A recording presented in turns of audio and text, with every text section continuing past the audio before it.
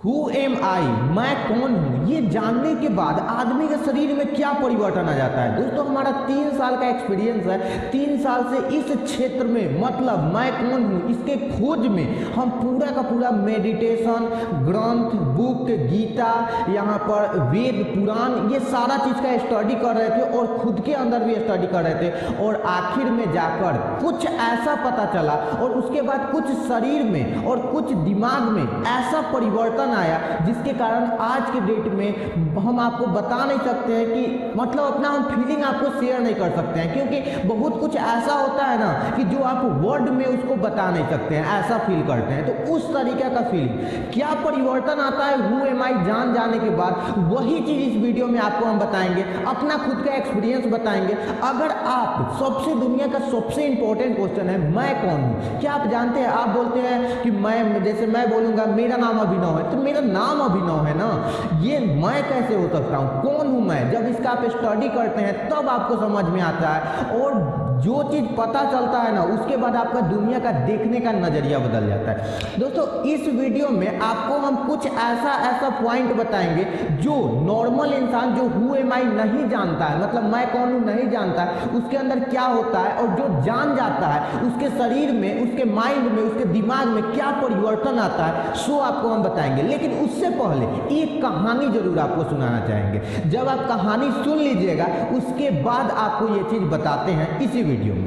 सबसे पहले कहानी का स्टार्ट करते हैं, बहुत ही ध्यान से सुनिएगा, आपका जीवन बदल सकता है ये। दोस्तों एक तांत्रिक हुआ करते थे, बहुत बड़े तांत्रिक थे और अपने तंत्र विद्या के द्वारा एक जिन को, जिन जानते हैं ना, प्रेत जिन, ठीक है, जिन को अपने वश में कर लिए थे। दोस्तों ऐसा कहा जाता है कि जिन जो होता है उसको अपने वश में करने के बाद जिन को जो चीज कहिएगा वो चीज पूरा कर देता है। तो वो बहुत ही तंत्र विद्या के माध्यम से एक जिन की उत्पत्ति किए, ठीक है, एक प्रेत को, मतलब एक प्रेत को पैदा किए और पैदा करने के बाद दोस्तों उसको क्या किए कि जो भी उसको काम देने लगे। जब पैदा किए मतलब कि अपने तंत्र विद्या के द्वारा जब उसकी उत्पत्ति किए उसके बाद वो बहुत खुश हुए, मतलब कि वो तो अब दुनिया का सबसे बड़ा आदमी बन सकते थे, क्योंकि जिन के बारे में आप जानते होंगे कि जिन को जो चीज कहा जाता है वो चीज करता है। अब हुआ क्या, सो देखिए, जिन बोलता है कि हमको काम चाहिए, मतलब जब तक हमको काम नहीं मिलेगा, कोई वर्क दीजिए, हम वर्क करते रहेंगे तब तक तो ठीक है, लेकिन जिन कभी खाली नहीं बैठ सकता है, ठीक है।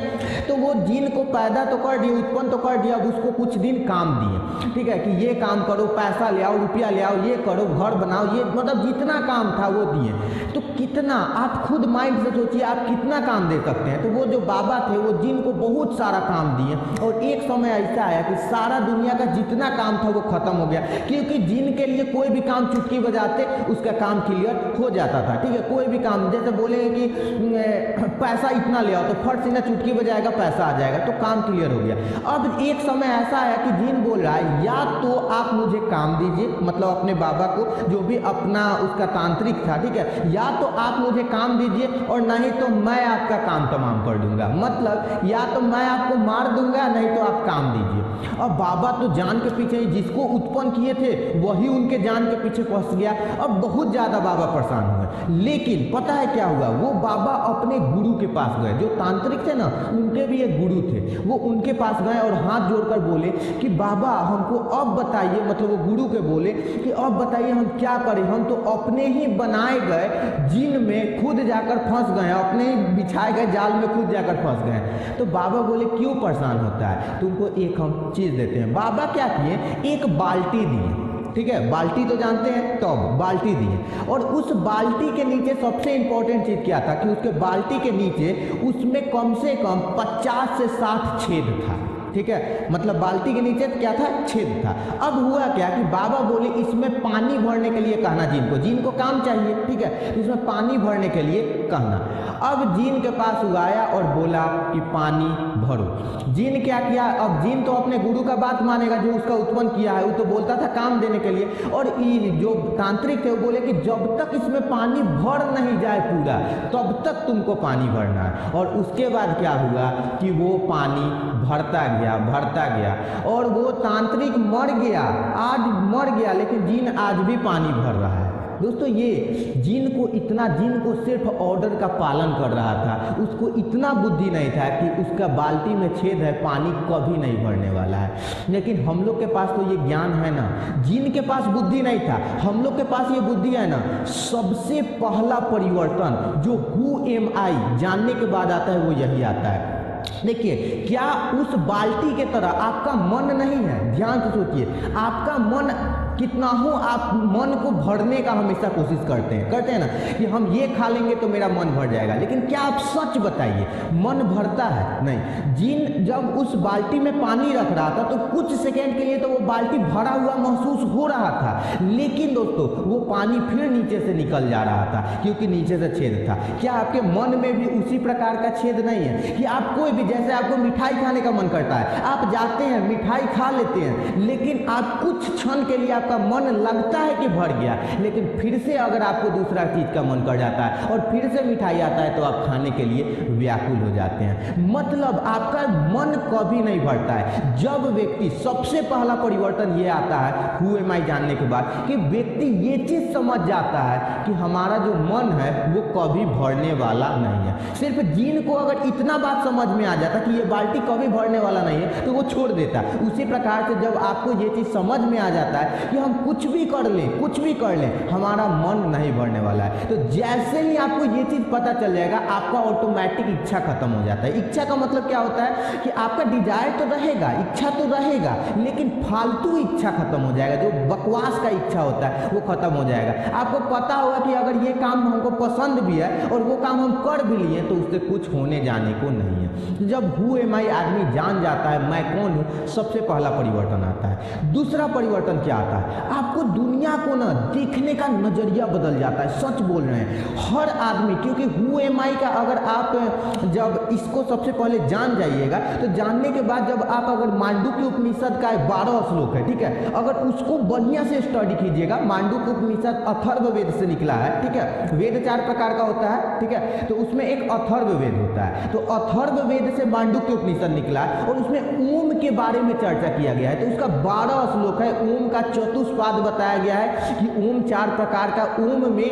अ, उ, म और लास्ट में साइलेंट जो बचता है, जैसे आप बोलिए ओम, तो लास्ट में साइलेंट बच रहा है ना, तो वो जो साइलेंट बच रहा है उसको आत्मा बताया है उसमें।